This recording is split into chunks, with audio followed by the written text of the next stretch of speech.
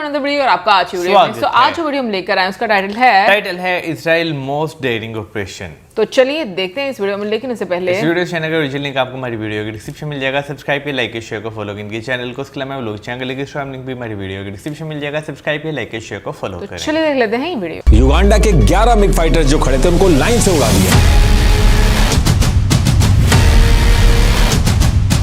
Benjamin Netanyahu के PM बनने में इस ऑपरेशन थंडरबोल्ट का बहुत बड़ा हाथ। नेतन्याहू का बड़ा भाई योनी नेतन्याहू अगर इस ऑपरेशन थंडरबोल्ट का हेड नहीं बनता, फीमेल हाईजैकर ग्रेनेड और पिस्टल लेके अचानक से उठती है प्लेन में। मोसाद ने फेक मर्सिडीज और लैंड रोवर बना के वहां पे उतारा।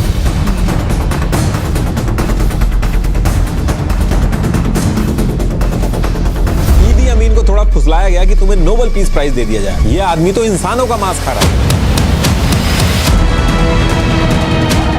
लेक विक्टोरिया में बड़े बड़े मगरमच्छ हैं, तो वहां मोसाद पहुंचेगा कैसे? 4000 किलोमीटर दूर अंडर द रडार जाके लाइट्स बंद करके 2 इंजन ऑफ करके ये सारे के सारे उतरते। पहले तो यहां से इजरायलियों को उठा के अलग कर।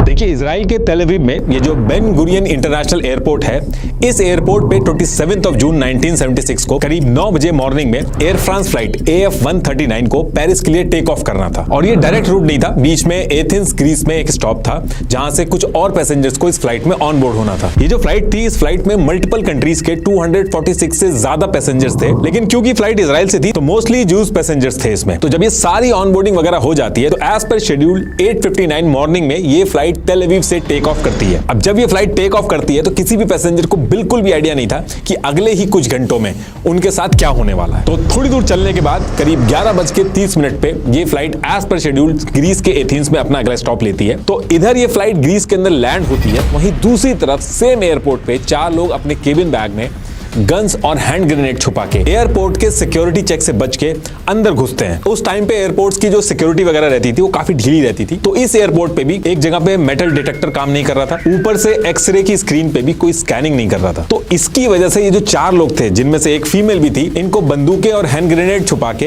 एयरपोर्ट में एंट्री मिल जाती है। अब एंट्री लेने के बाद सेम फ्लाइट AF139 जो अभी लैंड हुई थी, उसमें ये चारों एंट्री ले लेते हैं। और जितने टाइम ये फ्लाइट एयरपोर्ट पे रुकी उतने टाइम में 38 ट्रांजिट पैसेंजर्स इस फ्लाइट से उतरे और करीब 58 पैसेंजर्स इस फ्लाइट पे चढ़े। इन 58 में से ये 4 आतंकवादी भी थे जो इस फ्लाइट में चढ़ गए थे और थोड़ी देर बाद ही इस प्लेन को अभी हाईजैक करने वाले थे। ये 4 आतंकवादी जब इस प्लेन में घुसे थे तो एकदम नॉर्मल पैसेंजर की तरह 2 आतंकवादी फर्स्ट क्लास में जाके बैठ जाते हैं और 2 इकोनॉमी क्लास में जाके बैठ जाते हैं। तो अभी तक 12 बज चुके थे और इस फ्लाइट को अब पेरिस के लिए निकलना था। तो टाइम के हिसाब से टेक ऑफ करते हैं और टेक ऑफ करने के करीब 8 मिनट बाद जब प्लेन गल्फ ऑफ कोरियन वाले एरिया में पहुंचता है तो इन चारों में से जो 2 फर्स्ट क्लास में बैठे थे, ये अचानक से एक हाथ में पिस्तौल और एक हाथ में ग्रेनेड लेके अचानक से उठते हैं और तेजी से कॉकपिट जहां पायलट था उस तरफ जाने लगते हैं। अभी जब जा रहे थे तो केबिन क्रू और कुछ पैसेंजर जो आगे थे वो चीखने लगते हैं। अभी भी जो पीछे वाला सेक्शन था उनको नहीं पता था कि आगे फर्स्ट क्लास में क्या हो रहा है। अब ये जो कॉकपिट था उसके अंदर एक पायलट था, एक को पायलट था और एक चीफ इंजीनियर था। और जब ये चीखने की आवाज आ रही थी तो जो पायलट था कैप्टन माइकल बाकोज, इन्होंने चीफ इंजीनियर को बाहर जाके चेक करने को बोला कि देख के आओ क्या चल रहा है बाहर। अब जैसे ही चीफ इंजीनियर कॉकपिट से बाहर की तरफ निकलता है, उसके सामने ही एक आतंकवादी जिसका रियल नेम विल्फ्रीड था, ये इसके सर पे बंदूक लगा के और दूसरे हाथ में ग्रेनेड पकड़ रखा होता है, कॉकपिट के अंदर घुस जाता है। Front pages across the world carried the same shocking headline the next morning. Air France Flight 139 diverted, passengers held, and an international crisis unfolding. और को पायलट जहां बैठा था उसको हटा के उसकी सीट पे बैठ जाता है और बाकी जो चीफ इंजीनियर और को पायलट थे उनको बंदूक दिखा के जो पीछे जो हाईजैकर था उसने बाहर कर दिया था। अब इसके बाद जो मेन आतंकवादी था विल्फ्रीड, ये इस पायलट के सर पे बंदूक लगा के साफ कह देता है, देखो ये प्लेन जो पेरिस की तरफ तुम ले जा रहे हो इसको साउथ की तरफ मोड़ लो और जैसा जैसा मैं कह रहा हूं अगर तुम वैसा वैसा करोगे तो कुछ भी नहीं होगा तुम्हें, लेकिन अगर तुमने मेरी बात नहीं मानी तो मैं तुरंत गोली मार दूंगा। तो ये सारी बातें सुन के पायलट जो था वो साउथ की डायरेक्शन यानी कि लीबिया की साइड में प्लेन को मोड़ लेता। अब जब ये इतनी चीजें हुई थी तो सेम टाइम पे पीछे जो इकोनॉमी क्लास में 2 हाईजैकर थे, जैल और फैज, ये भी बंदूक और ग्रेनेड वगैरह लेके पीछे के जो पैसेंजर थे उनको भी कंट्रोल में ले लेते। देते हैं और 2 से 3 मिनट के अंदर ही पूरी तरीके से प्लेन जो है इन हाईजैकर्स के कंट्रोल में आ जाता है। और उसके बाद जो मेन हाईजैकर था वो कॉकपिट से ही पायलट का जो माइक्रोफोन था उसको लेकर अनाउंसमेंट करता है और उस अनाउंसमेंट में कहता है कि ये प्लेन हाईजैक हो चुका है और अब से तुम्हारा कैप्टन मैं हूं और इस प्लेन को अब से हाइफा बोला जाएगा और जैसा जैसा हम कहेंगे वैसा वैसा अगर आप लोग कहोगे तो कोई दिक्कत नहीं होगी, लेकिन अगर हमारे ऑर्डर्स नहीं माने तो हम प्लेन को उड़ा देंगे। और सेम मैसेज को ये फ्रेंच में भी रिपीट कर देता है। ये जो 4 हाईजैकर्स थे इनमें से 2 जैल और फैज ये PFLP-EO ग्रुप से थे जो इजराइल के खिलाफ पैलेस्टीन की आजादी के लिए लड़ रहा था और बाकी जो 2 हाईजैकर थे ब्रिजेट और विल्फ्रेड ये जर्मनी के रिवॉल्यूशनरी सेल से थे। ये ग्रुप अमेरिका और पावरफुल वेस्टर्न कंट्रीज जो थी उनकी मनमानी के खिलाफ जर्मनी में और बाकी जगह पे लड़ रहा था। तो पैलेस्टीनियन की जो आजादी की लड़ाई चली थी उनका भी इनको सपोर्ट था। तो इस हाईजैकिंग में ये दोनों ग्रुप साथ में आ गए थे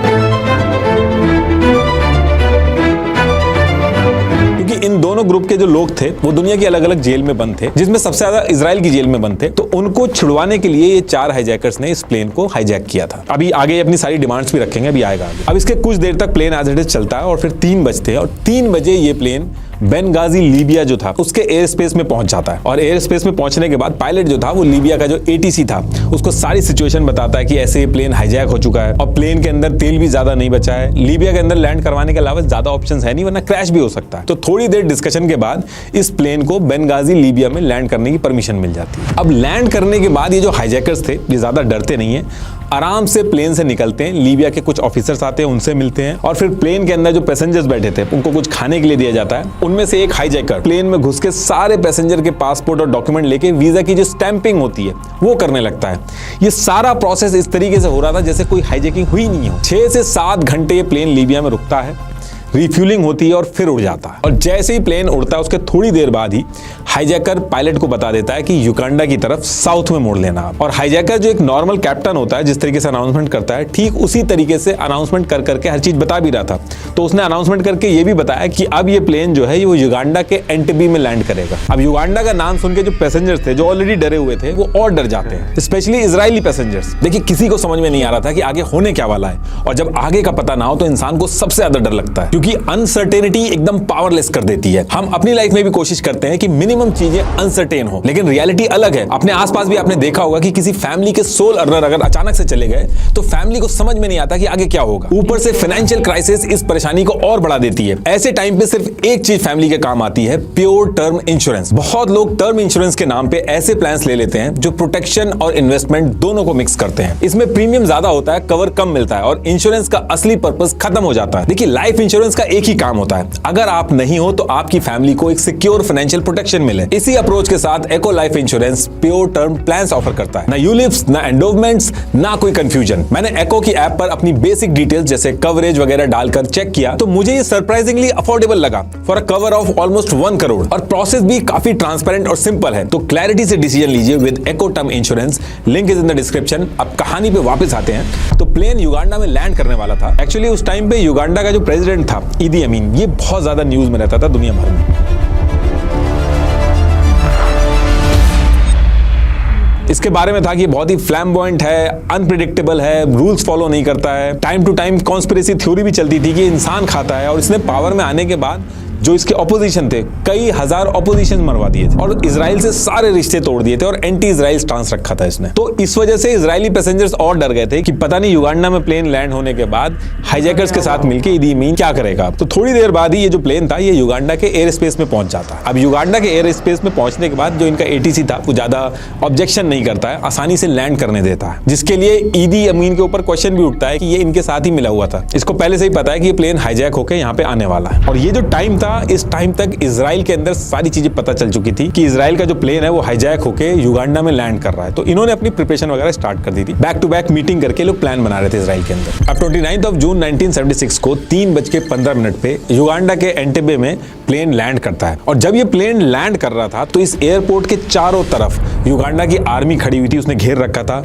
वेपन्स थे उनके पास, कार, ट्रक, चारों तरफ आर्मी थी। ये जो एयरपोर्ट था इसमें इस तरफ ये न्यू टर्मिनल था और इधर ओल्ड टर्मिनल था।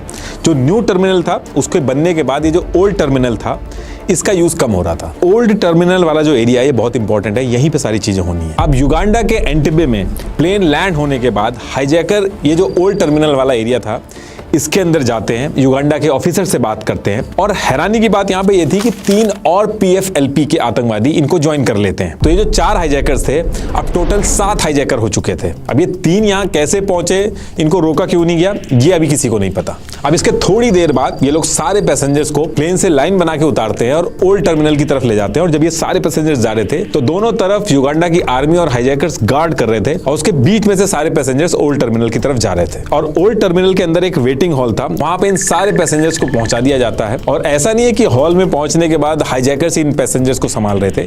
युगांडा की आर्मी ने एक रिलीफ टीम बना दी थी। जब हाईजैकर्स ऊपर जाके रेस्ट कर रहे थे तो वो लोग इन पैसेंजर्स को संभाल रहे थे। और इसके थोड़ी देर बाद ईदी अमीन जो था वो हॉल के अंदर आता है, सारे पैसेंजर्स को स्पीच वगैरह देता है। बेसिकली ईदी अमीन इस टाइम पे ऐसा बताना चाह रहा था कि वो एक मीडिएटर है और मजबूरी में ये सब करना पड़ रहा है उसको, ताकि पैसेंजर्स सेफ रहें। अब इसके थोड़ी देर बाद, ज्यादा वेट नहीं करते हैं हाईजैकर्स, वो अपनी डिमांड की एक लिस्ट बनाते हैं। इनकी डिमांड में ये था, इनके ग्रुप के जो 53 लोग जेल में बंद हैं, जिसमें से 40 इजराइल की जेल में बंद हैं और बाकी फ्रांस, जर्मनी, कीनिया और स्विट्जरलैंड की जेल में बंद हैं, इनको तुरंत छोड़ दिया जाए। इनको $5 मिलियन दिए जाए। जैसे ये इनको मिल जाएगा, ये सारे पैसेंजर्स को छोड़ देंगे। और ये सारी डिमांड देने के बाद 1 जुलाई दिन में 2 बजे तक का टाइम दिया, यानी कि डेडलाइन दी इनको, कि अगर इस टाइम तक ये सारी चीजें नहीं हुई तो सारे पैसेंजर्स को ये मार देंगे। तो फिर सेम डे यानी कि 29 जून 1976 को ये सारी डिमांड युगांडा की गवर्नमेंट के थ्रू इजराइल और बाकी कंट्रीज के पास पहुंच जाती है। अब ये करने के थोड़ी देर बाद ही हाईजैकर्स सारे पैसेंजर्स के पासपोर्ट लेके उनके नाम अनाउंस करते हैं। जो लोग जूस थे, इजराइल से थे, उनको सेपरेट एक ग्रुप में कर रहे थे और जो नॉन इजरायली थे उनको एक ग्रुप बना के अलग कर दिया था। जितने जूस और इजरायली थे उनको दूसरे हॉल में शिफ्ट कर दिया गया था। सारे के सारे इजरायली एक तरफ हो गए थे, लेकिन एक इजरायली था जिसके पास ड्यूअल सिटीजनशिप थी, तो वो नॉन इजरायली पासपोर्ट पे ट्रैवल कर रहा था, तो वो अकेला एक बच गया था। वरना सारे के सारे इजरायली भले यूएस सिटीजन हो, लेकिन अगर वो जू है तो उसको भी ये इजराइल वाले ग्रुप में ही डाल रहे थे। तो इस तरीके से इन्होंने सारे पैसेंजर्स को 2 ग्रुप में बांट लिया था। बस एक पैसेंजर उस टाइम पे बहुत ज्यादा बीमार हो गई थी, तो उसको उसी टाइम पे युगांडा की सिटी में एक हॉस्पिटल था, वहां पे ट्रांसफर कर दिया गया था। बाकी सारे पैसेंजर्स यहीं थे। और ये जो पैसेंजर हॉस्पिटल में गई थी, ये इसके हॉस्पिटल में जाना बहुत ज्यादा भारी पड़ेगा इसके ऊपर। ये भी आगे बताऊंगा मैं आपको कि क्यों ऐसा कह रहा हूं। अब इसके बाद काफी देर तक कुछ नहीं होता है, फिर रात हो जाती है। नेक्स्ट डे आता है 30 जून 1976। इस दिन ये जो नॉन इजरायली ग्रुप था, जिसमें कुछ लोग बीमार थे, मदर्स थी बच्चों के साथ, कुछ सीनियर सिटीजन थे, उनको एक प्लेन में बैठा के पेरिस भेज देते हैं। 12 क्रू मेंबर भी थे, उनको भी भेजा जा रहा था, लेकिन क्रू मेंबर जो थे उन्होंने मना कर दिया था कि वो अपने पैसेंजर्स को छोड़ के कहीं भी नहीं जाएंगे। अब हाईजैकर ने ये जो नॉन इजरायली पैसेंजर्स को पेरिस भेजा था, यही एक रीजन था जिसकी वजह से पूरा प्लान इनका फेल होगा और इनकी जान जाएगी। अभी आएगा आगे। अब युगांडा के अंदर हाईजैकर्स ये सारी चीजें कर रहे थे, वहीं दूसरी तरफ इजराइल के अंदर एकदम अलग माहौल था। वॉर रूम ब्रीफिंग से लेकर कैबिनेट लेवल मीटिंग तक पूरा security ecosystem, Mossad, Shin Bet, IDF के की planners, air force strategist, cyber units, intelligence analyst, सब दिन रात इन हाईजैकर से निपटने का प्लान बना रहे थे। और सेम टाइम में इन्होंने अलग अलग प्लान बना के मिलिट्री ड्रिल्स वगैरह जो होती है वो भी स्टार्ट कर दी थी।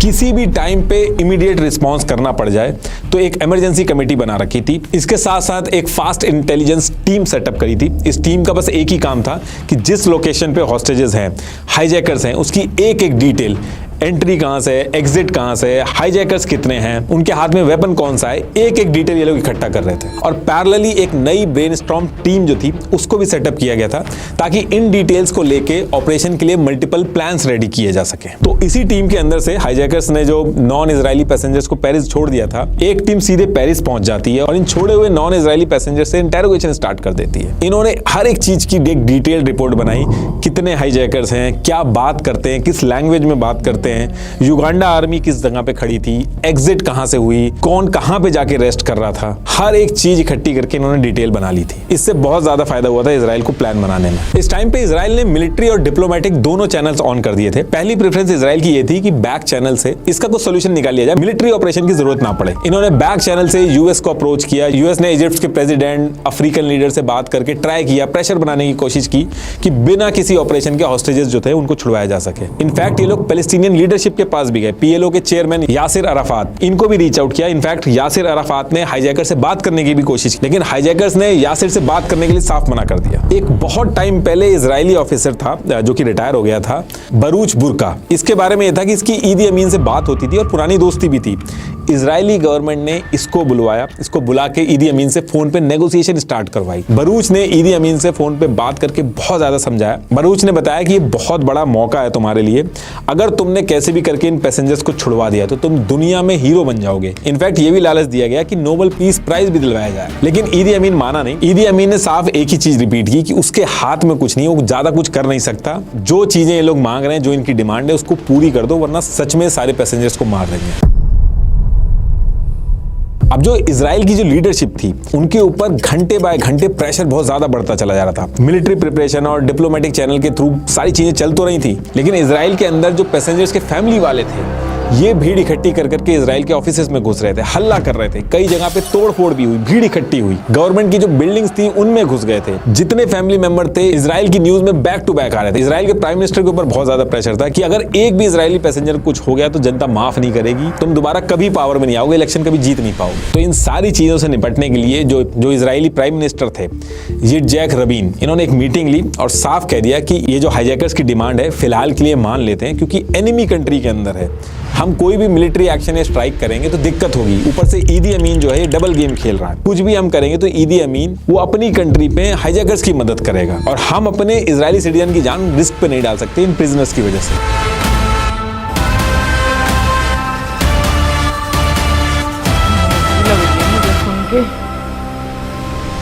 लेकिन जब ये मीटिंग के अंदर ये सारे डिस्कशन चल रहे थे तो इजराइल के डिफेंस मिनिस्टर शिमोन ये अड़ जाते हैं। ये साफ कह देते हैं कि अगर इन आतंकवादियों को हम अपनी जेल से छोड़ेंगे तो उससे ज्यादा डैमेज होगा, तो आगे चल के और ज्यादा डैमेज करेंगे, हम और ज्यादा दुनिया के सामने वीक दिखेंगे। तो इसको लेके प्राइम मिनिस्टर और डिफेंस मिनिस्टर जो थे इनके बीच में कंफ्लिक्ट स्टार्ट हो गया था। लेकिन फिर ये डिसाइड होता है कि एक प्लान बनाओ, उसको सामने रखो और देखते हैं क्या किया जा सकता है। अब ये सारी चीजें होते होते 1 जुलाई की डेट आ जाती है और इस दिन मॉर्निंग में ही तेल अवीव के हकरिया में एक इमरजेंसी मीटिंग होती है। इस मीटिंग में चीफ ऑफ स्टाफ गुर, डिफेंस मिनिस्टर शिमोन और पीएम राबिन, इनके सामने इजराइल के ब्रिगेडियर जनरल डैन ये 3 प्लान लेके आते हैं कि ये 3 मिलिट्री ऑपरेशन करके हम अपने पैसेंजर्स को छुड़वा सकते हैं।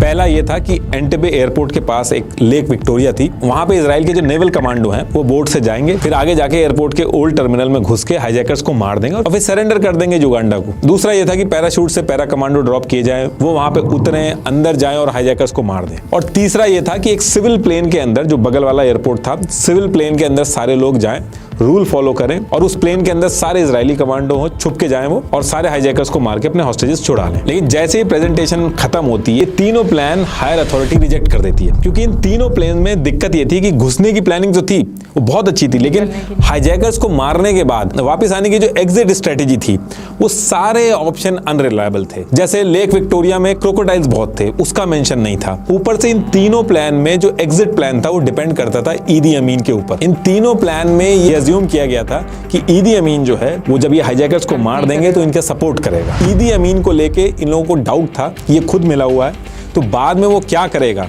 उसके बेसिस पे हम अपना प्लान नहीं बना सकते। तो इस वजह से तीनों प्लान को रिजेक्ट कर दिया था। और मीटिंग खत्म होने के बाद ब्रिगेडियर जनरल डैन जो थे ये थोड़ा और टाइम मांगते हैं ताकि एक अच्छा प्लान बनाया जा सके जिसमें युगांडा की जो गवर्नमेंट है इनके ऊपर डिपेंडेंसी ना हो। और फिर सेम डे यानी कि 1 जुलाई 1976 को ये लोग हाईजैकर्स के साथ एक नेगोशिएशन स्टार्ट करते हैं। ये नेगोशिएशन बेसिकली इसलिए था कि कुछ टाइम बाय कर लें प्लान बनाने के लिए। तो ये अपने डिप्लोमेटिक चैनल्स का यूज करके मैसेज भिजवाते हैं कि हम आपकी सारी शर्तें मानने के लिए रेडी हैं, लेकिन इतने सारे प्रिजनर्स हैं और कई अलग अलग कंट्रीज में हैं, तो इनको छुड़ा के इकट्ठा करके आपके पास लाने के लिए 2 से 3 दिन चाहिए होंगे। अब इसी टाइम पे एक कोइंसिडेंस ये भी था कि ईदी अमीन जो था इसको OAU की चेयरमैनशिप हैंडओवर करने के लिए मॉरिशस जाना था। तो ये भी चाहता था कि थोड़ा टाइम एक्सटेंड हो जाएगा तो उसके लिए अच्छा रहेगा। तो मल्टीपल डिस्कशन के बाद बात बन जाती है और डेट को 4 जुलाई दिन में 2 बजे के लिए एक्सटेंड कर दिया जाता है और कहा जाता है कि अगर 4 जुलाई को 2 बजे तक आपने हैंडओवर नहीं किए, उनकी डिमांड नहीं पूरी की, तो जितने पैसेंजर्स हैं इनको मार दिया जाएगा। तो ईदी अमीन बाकायदा मीडिया के सामने आता है और प्रॉपर अनाउंसमेंट करता है और कहता है कि देखो मैंने पहले भी कुछ पैसेंजर्स थे उनको पेरिस भिजवा दिया, उनको मैंने ही छुड़वाया बात करके, और दोबारा से मैंने बात करके डेट एक्सटेंड करा ली है। तो इसको लेके भी ईदी अमीन की तारीफ होती है। अब ये जो टाइम मिला था, इनकी जो इंटेलिजेंस गैदरिंग टीम थी, इनके पास एक इन्फो आती है कि एक इजराइल कंस्ट्रक्शन कंपनी थी सोलेल बोने। इस कंपनी ने ईयर 1960 से 1970 के बीच में ये जो युगांडा एयरपोर्ट का ओल्ड टर्मिनल है, जहां पे सारे हाईजैकर्स हैं, सारे पैसेंजर्स हैं, इसी कंपनी ने बनाया है। तो तुरंत ये इस इजरायली कंपनी को बुलाते हैं, इनसे एक्चुअल लेआउट, टर्मिनल का design, entry exit point, room, corridor, सब कुछ इंच बाय इंच इनको पता चल जाता है। और जो पेरिस में पैसेंजर्स थे जो रिलीज हुए थे, उनसे भी सारी चीजें मैच करके ये लोग एक एक्चुअल मॉडल बना लेते हैं ताकि ऑपरेशन एग्जीक्यूट करा जा सके। अब इसके बाद सारी डिटेल इकट्ठा करके एक फाइनल प्लान रेडी होता है, जिसमें एंट्री एग्जिट सब इनके कंट्रोल में रहती है और ये प्लान सबको पसंद आता है। इनके फाइनल प्लान में ये था कि रेदर देन कुछ कमांडो जाके हाईजैकर्स को मारें, उसकी बजाय युगांडा को बिना बताए, बाकी कंट्रीज को बिना बताए, अंडर द रडार एक बहुत बड़ी इजरायली कमांडो की टीम जाए, 100 से ज्यादा की, ये चुपचाप बिना किसी को बताए युगांडा के एयरपोर्ट पे पहुंचे, पूरे एयरपोर्ट को टेक ओवर करें और इस तरीके से टेक ओवर करें कि अगर युगांडा की आर्मी भी आ जाए, वॉर जैसी सिचुएशन भी हो जाए, तो उससे भी निपट सकें। और जब ये हाईजैकर्स को मारे तो पूरे एरिया को अपने कंट्रोल में लेके मारें और जितने भी पैसेंजर्स हैं उनको छुड़वा के वापस इजराइल लें। अब देखिए, ये जो प्लान फाइनल हुआ था, जो सबको पसंद आया था, इस प्लान में ऐसा बहुत कुछ अजूबा नहीं था, या ऐसा नहीं था कि ये कभी ऐसा सोचा ही ना गया हो। इस प्लान की जो सबसे इंपॉर्टेंट चीज थी, जिसकी वजह से ये प्लान एक एक्स्ट्रा ऑर्डिनरी प्लान बना, इस पूरे प्लान में स्पीड बहुत इंपॉर्टेंट रोल प्ले कर रही थी। स्टेप बाय स्टेप एक स्पीड डिसाइड की गई थी कि सारा प्लान एक पर्टिकुलर स्पीड से एग्जीक्यूट किया जाए, तभी एक दुश्मन कंट्री में उसकी मर्जी के बिना जाके आप प्लान एग्जीक्यूट कर सकते हैं। इसीलिए ये जो ऑपरेशन था, इसका नाम रखा गया था ऑपरेशन थंडरबोल्ट।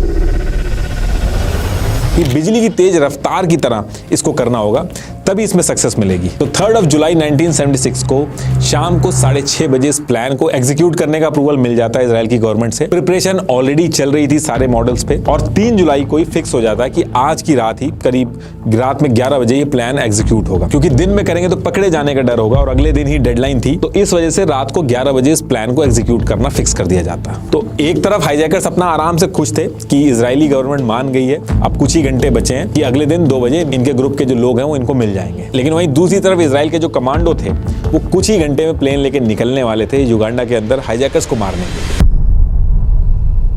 बड़ा खतरनाक। इस मिशन के लिए इजराइल ने 4 C-130 हरक्यूलिस प्लेन सेलेक्ट किए थे। इन प्लेन्स को इसलिए सेलेक्ट किया गया था क्योंकि ये खराब एयरफील्ड हो, फास्ट लैंडिंग करनी हो, टेक ऑफ करना हो, छोटे रनवे पे तेजी से टेक ऑफ करना हो, ये सारी चीजों में बहुत अच्छा था। और क्योंकि एक ऐसी कंट्री में जा रहे थे वहां से कुछ भी सपोर्ट नहीं मिलना था, तो इनको बहुत सारा सामान लेके जाना था। तो ये प्लेन जो था, ये बहुत ही हैवी लोड भी उठा सकता था, उसके लिए बहुत बेस्ट था। इस प्लेन का बैक डोर खुल जाता था, जिसमें बहुत ही फास्ट तरीके से लोडिंग अनलोडिंग हो जाती थी। ये पूरा जो मिशन था, जो आगे एग्जीक्यूट होना था, इस मिशन के लिए मर्सिडीज और लैंड रोवर कार, इनका बहुत इंपॉर्टेंट रोल था। अभी आगे आएगा क्यों ये बहुत ज्यादा जरूरी थे। तो इन बड़ी बड़ी कार्स को भी ले जाना इस प्लेन के अंदर बहुत आसान था। ये स्टेल्थ प्लेन नहीं था, लेकिन अंडर द रडार जाते टाइम इनके पकड़े जाने के चांसेस बाकियों से काफी कम थे। और यही सारे रीजन थे कि ये 4 प्लेन सेलेक्ट किए गए थे। अब देखिए, इजराइल से युगांडा की जो डिस्टेंस है वो 4000 किलोमीटर से भी ज्यादा है। तो इन प्लेन्स में कितनी भी रिफ्यूलिंग कर लेते, वापस आते टाइम एक जगह तो इनको रिफ्यूलिंग करानी ही पड़ती। तो इन लोगों ने सीक्रेटली केनिया से कुछ परमिशन ले ली थी कि ऑपरेशन पूरा होने के बाद रिफ्यूलिंग जो है वो केनिया से हो जाएगी। तो ये सारी चीजें सेट होने के बाद ये 4 प्लेन रात में 11 बजे के करीब शर्म अल शेख वाला जो एरिया था, वहां से उड़ना स्टार्ट करते हैं। इनके पीछे 2 बोइंग 707 भी फॉलो करते हैं। एक बोइंग 707 जो था, उसको केनिया में एज अ बैकअप की तरह रखना था। दूसरा जो था, उसको ये टास्क दिया गया था कि अगर ऑपरेशन एकदम जब फाइनल स्टेज में होगा, तो उस एरिया पे अगर जरूरत पड़ेगी तो नजर रखेगा। तो ये सारी चीजें सेट होने के बाद रेड सी से ये लोग इंटरनेशनल फ्लाइट वाला जो रूट था, उसको पकड़ के आगे बढ़ते हैं। और थोड़ी देर बाद जब आधे डिस्टेंस पे होते हैं, तो अंडर द रडार एकदम लो एल्टीट्यूड पे उड़ते हैं। पहले यूथोपिया पहुंचते हैं, फिर केनिया, फिर लेक विक्टोरिया के थ्रू एंटबी एयरपोर्ट की तरफ बढ़ना स्टार्ट कर देते हैं। प्लान इनका ये था कि चारों प्लेन में से एक प्लेन जो होगा वो सबसे पहले जाके लैंड करेगा और बाकी जो प्लेन है वो सिग्नल मिलने के बाद लैंड करेंगे। ये जो 4 C-130 प्लेन थे, इसमें जो पहला मेन प्लेन था जिसको सबसे पहले जाके लैंड करना था, इसमें मेन पैराट्रूपर की टीम थी जिनको एक्चुअल ऑपरेशन एग्जीक्यूट करना था ओल्ड टर्मिनल के हॉल में जाके। इस प्लेन के अंदर 29 लोगों की एक स्पेशल सरियत मतकल टीम थी जिसको योनी नेतन्याहू लीड कर रहे थे। ये योनी नेतन्याहू जो है, अभी के जो इजराइल के प्रेसिडेंट हैं बेंजामिन नेतन्याहू, इनके बड़े भाई थे। और ये जो ऑपरेशन अभी आगे एग्जीक्यूट होगा, ये बहुत बड़ा रीजन रहा है जिसकी वजह से बेंजामिन नेतन्याहू इलेक्शन जीत के आगे प्राइम मिनिस्टर भी बने।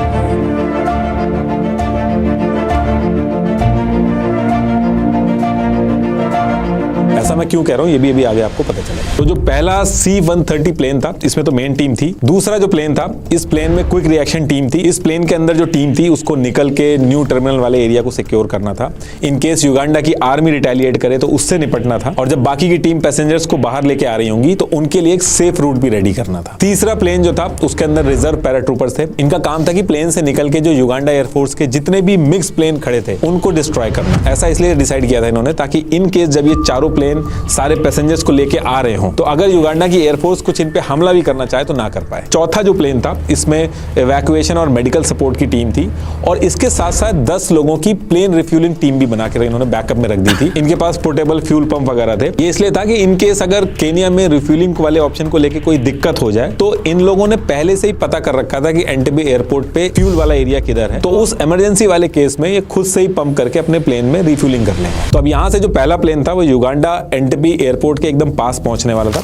एक बार मैं आपको एयरपोर्ट का एक्चुअल लेआउट भी समझा देता हूं, तभी आपको पूरा ऑपरेशन समझ में आएगा। ये यहाँ पे ये न्यू टर्मिनल है और ये इसका न्यू रनवे है और यहाँ न्यू ATC टावर है और ये यहाँ पे है ओल्ड टर्मिनल। इसी ओल्ड टर्मिनल बिल्डिंग में सारे हॉस्टेजेस हैं और इसी जगह पे जो पूरा ऑपरेशन थंडरबोल्ट है वो कुछ ही मिनट में होने वाला है। उस टाइम पे ओल्ड टर्मिनल का यूज नहीं होता था तो ये खाली रहता था, खाली हॉस्टेजेस, हाईजैकर्स और यही सब थे। ये यहाँ पे ये जो आप ओल्ड ATC टावर देख रहे हैं इसके ऊपर युगांडा के जो सोल्जर्स थे ये तैनात थे और ये इसका ओल्ड रनवे है। इसके अलावा इसमें ये एक मिलिट्री रनवे भी है और ये यहाँ इसके साइड में युगांडा एयरफोर्स के 11 मिग फाइटर जेट्स खड़े हैं। इस पूरे एयरपोर्ट के साउथ में ये विक्टोरिया लेक है, यहीं से इजराइल ने अपने सारे प्लेन्स को एक एक करके लैंड करवाया था। तो अब यहाँ से ये प्लेन पहुंच गए थे इस एरिया के पास। Operation Thunderbolt has begun, marking a critical turn in the unfolding international crisis.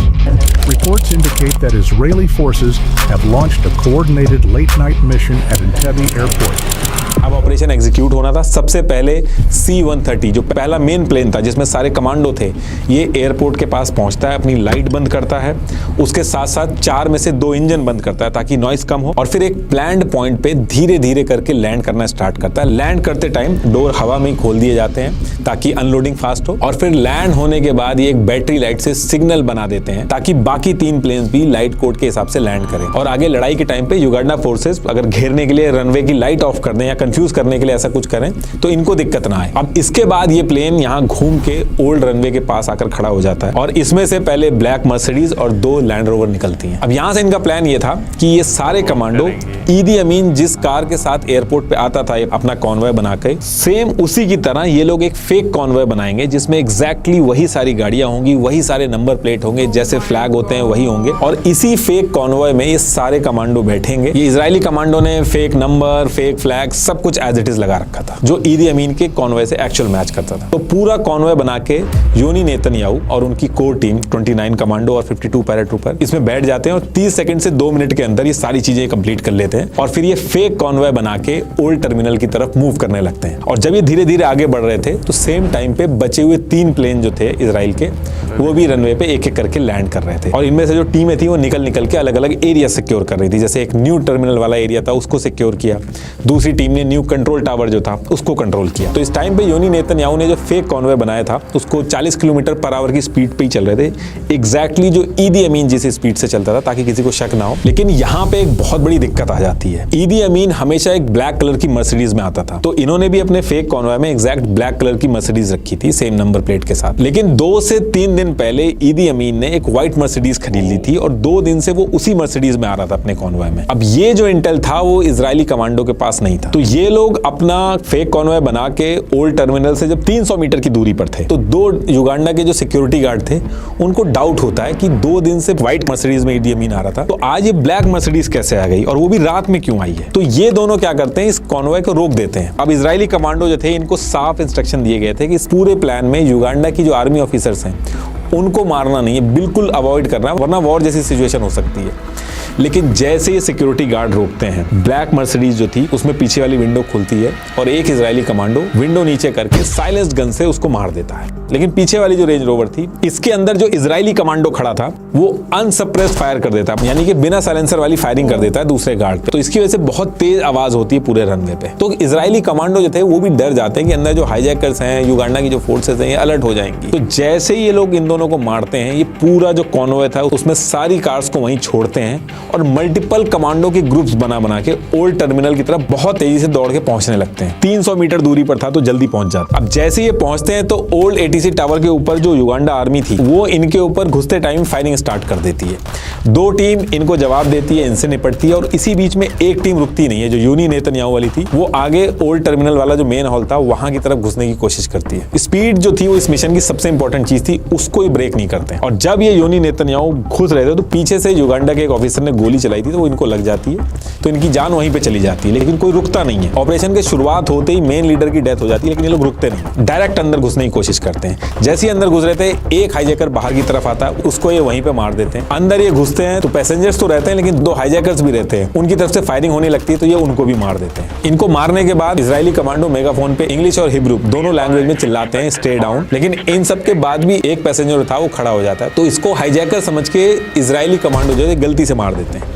इस पूरी फायरिंग में 3 हॉस्टेजेस थे वो मारे जाते हैं। फिर इजरायली कमांडो हॉस्टेजेस से और भी पूछते हैं कि बाकी हाईजैकर्स कहाँ हैं। उसके बाद हॉस्टेजेस थे वो इशारा करते हैं कि कनेक्टिंग रूम में है, तो इनमें से कुछ इजरायली कमांडो उस रूम में जाके पहले ग्रेनेड मारते हैं और फिर अंदर घुस के बाकी हाईजैकर्स को भी मार देते हैं। टोटल जो 7 हाईजैकर्स थे, 4 जो मेन हाईजैकर थे जिन्होंने प्लेन हाईजैक किया था और 3 जो अभी युगांडा में ज्वाइन किया था, तो टोटल जो 7 हाईजैकर्स थे उनको मार दिया जाता है।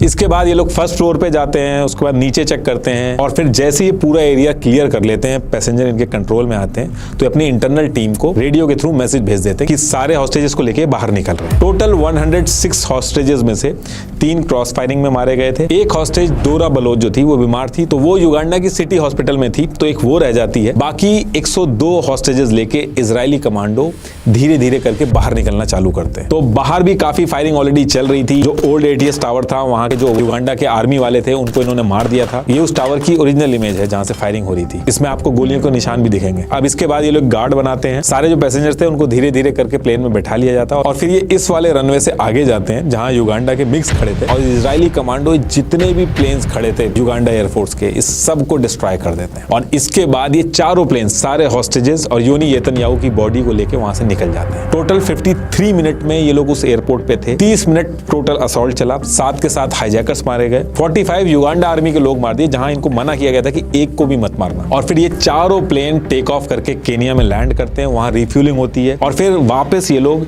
इजराइल के उसी बेन गुरियन एयरपोर्ट जहां पे सारे पैसेंजर ने 27 जून को पेरिस के लिए चढ़े थे एग्जैक्टली वहीं लैंड करते हैं। ये वापस इजराइल बेन गुरियन एयरपोर्ट पे आने के बाद की इमेजेस हैं। अब इस ऑपरेशन के खत्म होने के बाद ईदी अमीन जो था वो बहुत गुस्सा हो गया था, उसने अपने आर्मी चीफ को भी अरेस्ट करा दिया था कि शायद ये भी मिला होगा इनसे, तभी ये लोग इतना कुछ कर पाए। और क्योंकि केनिया में रिफ्यूलिंग हुई थी तो ईदी अमीन केनिया के ऊपर भी रिटेलिएशन का सोच रहा था, लेकिन सारे मिक्स उड़ गए थे तो ये प्लान भी टल गया इसका। और जो एक हॉस्टेज थी डोरा बलोच जो बीमार होने की वजह से युगांडा के सिटी हॉस्पिटल में शिफ्ट कर दी गई थी, वो रेस्क्यू नहीं हो पाई थी। उसका काफी टाइम तक कुछ पता नहीं चला, फिर अचानक से खबर आई कि वो मर गई है। कई ब्रिटिश डीक्लासिफाइड डॉक्यूमेंट्स में इस चीज का मेंशन है कि उसको ईदी अमीन ने किडनैप करवाया और किडनैप करा के मरवा दिया इजराइल से बदला लेने के लिए। इस ऑपरेशन के कंप्लीट होने के बाद यूनी नेतन्याहू यानी कि योनातन नेतन्याहू ये अकेले कमांडो थे जिनकी जान गई थी। इजराइल में इनके लिए बहुत स्ट्रॉन्ग नेशनल सिंपैथी आ गई थी, नेशनल हीरो बन गए थे। ऑपरेशन का जो नाम था वो ऑपरेशन थंडरबोल्ट से चेंज करके ऑपरेशन योनातन कर दिया गया था। और फिर आगे चल के इनके जो भाई थे बेंजामिन नेतन्याहू, इनको भी इलेक्शन जिता के लोगों ने पीएम बनाया। अब भले ही काफी टाइम हो गया इस ऑपरेशन को, लेकिन आज की डेट में भी इसको सबसे बोल्ड और लॉन्ग डिस्टेंस रेस्क्यू ऑपरेशन बोला जाता है। लास्ट में एक बार फिर से आपको रिमाइंड कराना चाहूंगा एको के टर्म इंश्योरेंस के बारे में। डिस्क्रिप्शन बॉक्स में लिंक है। बहुत ईजी एंड ऑनेस्ट प्रोसेस से आप अपनी फैमिली को प्रोटेक्ट कर सकते हैं लाइफ की अनसर्टेनिटीज से। And always remember that only term insurance is 100% pure life insurance. Thank you. भाई ऑपरेशन थंडरबोल्ट तो वाकई में थंडरबोल्ट था। लाइक जिस तरह से उन्होंने एग्जीक्यूशन किया इतने कम समय में, पहले तो मुझे ऐसा लगता है क्योंकि हमारे जैसे जो आम लोग होते हैं ना वो ज़्यादातर मूवीज़ देखते हैं और मूवीज़ में इस तरह की चीज़ें देखते हैं तो उनको ऐसे लग रहा था एक्चुअली में भी जो चीज़ें हो रही होती हैं वो शायद मूवी की तरह ही चल रही होती हैं, बट वाकई में बड़ी कॉम्प्लिकेटेड सिचुएशंस होती हैं। क्योंकि तुम ये देखो जिस तरह से उन्होंने प्लान सोचा था वैसा हुआ नहीं। हाँ। और बहुत सारी चीज़ें प्लान के ऑपोजिट हुई, बट क्योंकि उनको एग्जीक्यूट करना था तो हर चीज़ जो उनके रास्ते में आ रही थी वो उनको ख़त्म करते जा रहे थे। देखें जो इंटेलिजेंस होती है ना उसको मैं कहता हूँ कि और मिलिट्री भी खासकर जो स्पेशल फोर्सेस होते हैं उनके दिमाग जो है ना वो बहुत तेज़ काम करते हैं, क्योंकि ऑन द स्पॉट जो है ना फैसले लेना जो है ना वो बहुत ज़्यादा ज़रूरी होती है। छोटी मिस्टेक भी कहते हैं वो आप पे जो है ना वो भारी भी पड़ सकती है, और छोटी सी छोटी इन्फॉर्मेशन जो है वो आपको फ़ायदा भी जो है वो दे सकती है। अभी जैसे जो है भाई ऑपरेशन तो उन्होंने अपने से फुल प्रूफ किया, जिस तरह उन्होंने बनाया, लैंडिंग जिस तरह की, लेकिन कहाँ पर आके अड़चन उन्हें आई, मर्सिडीज का कलर। मैं कहता हूँ कि भाई फुल प्रूफ गाड़ी भी वैसी की वैसी जो है वो लेकर आए अपने साथ, कि हर एंगल से ये लगे कि भाई कोई बाहर का बंदा नहीं है, अंदर का बंदा ही जो है वो आ रहा है। तो वो वहाँ की जो सोल्जर्स थे उन्होंने भी ये चीज़ सोची कि भाई एक दिन पहले तक तो वाइट थी, अब एकदम से ब्लैक जो है वो कैसे जो होगी, और इस समय जब वो आते नहीं है तो आज वो आए हुए हैं। तो देखा जाए तो भाई वैसे इतना आसान नहीं होता चीज़ें, ना चाहते हुए बहुत सारे ऐसे डिसीजन लेने पड़ते हैं इंटेलिजेंस के लोगों को, मिलिट्री के लोगों को, जो कि मेरा ख्याल है कि उस टाइम जो सिचुएशन होती है वो उसके मुताबिक जो है वो होते हैं। बाकी लोगों की बात करें तो मेरा ख्याल है कि भाई हाईजैकिंग किसी भी तरह की हो, बेशक बस की हो, ट्रेन की हो, कार की हो, प्लेन की हो, उसके अंदर जो बैठे हुए लोग होते हैं ना, उनके लिए वो जो एक टाइम पीरियड जितनी देर वो वहाँ पर रहते हैं वो ज़िंदगी और मौत से कम नहीं होता। सही बात है, मतलब लोग तो मासूम होते हैं। मैं कहती हूँ उनका क्या मतलब, एक तरह से उनके बदले में आपको कुछ और फेवर्स चाहिए होती हैं। और मैं ये बात सोचती हूँ कि ना उन लोगों के लिए ना किसी को मारना कोई मुश्किल भी नहीं होता। पता नहीं, वैसे बड़ा मुझे अजीब लगता है कि कैसे ये चीज़ें जहन में आती हैं। ये अपने अपने एजेंडे होते हैं ना, सारे उस एजेंडे पे जो है वो काम कर रहे होते हैं, तो उस एजेंडे को देखते हुए ना किसी को अपने मिशन से बड़ा कुछ भी नहीं लग रहा होता। हाँ। और ये ह्यूमन नेचर है कि उसे जो है ना, जो उसके हित में चीज़ें होती हैं उसके अलावा उसे उस टाइम पे उससे बड़ी कोई चीज़ लगती ही नहीं है। बट ये चीज़ सोचनी चाहिए कि मतलब चीज़ों में और इंसानों में फ़र्क होता है। बट खैर एनीवेज वो वाकई में हमारे जैसे जो इमोशनल लोग हैं वो इस चीज़ को सोचते हैं। बट मुझे ऐसा लगता है कि जब इस तरह के कुछ मिशन होते हैं उसमें ऑब्वियसली ऊंच नीच तो होती है, जैसे हम लोगों ने इसमें भी देखा। तो मुझे लगता है ब्रीफिंग के दौरान तो शायद फिर यही बोला जाता होगा कि आपने हर सूरत में कंप्लीट करके आना है, जो भी हो जाए। अभी जैसे एक जो बीच में थे उनके सोल्जर, उनकी डेथ हो गई, ठीक है, लेकिन हालांकि वो लीड भी कर रहे थे, है ना, उसके बावजूद। बट कहने का मकसद ये है कि चीज़ें पूरा करना है। इंसान जो सोच रहा होता है, ये देखो इतने हाई लेवल पर जब प्लानिंग इतनी एक्यूरेट बनाई गई होती है, उस टाइम पर भी जो चीज़ें आप सोच रहे होते हो उसके ऑपोजिट चीज़ें जाती हैं। बट ये प्रेजेंस ऑफ माइंड बहुत इंपॉर्टेंट है कि आप उसको डील कैसे करते हो। बाकी वाकई में काफ़ी इंटरेस्टिंग था, मतलब मुझे ऐसा लग रहा था, इंटरेस्टिंग बस इस सेंस में कह रही हूँ कि मतलब बहुत ही वो चीज़ें जिस तरीके से एग्जीक्यूट की गई।